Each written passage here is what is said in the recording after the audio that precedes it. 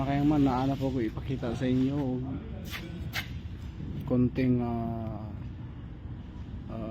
kaalaman para ma-share sa inyo. Kita mo aning mga device machine mga kayangman. Kini siyang hydrojetting gun mga kayangman. Gagamiton na nila mo siya sa mga entrance cover, sama sa elbow, sama sa cover sa boiler.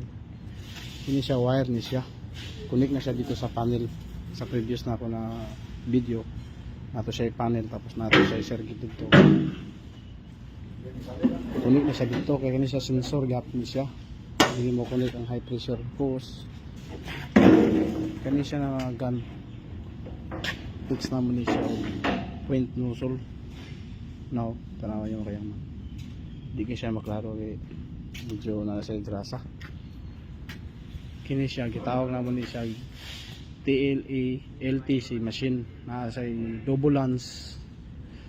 Kini double lance, duwa ka nozzle ang mo gamit ani. Kaning single lance, isa ka lance ani na with nozzle ang yang gagamito.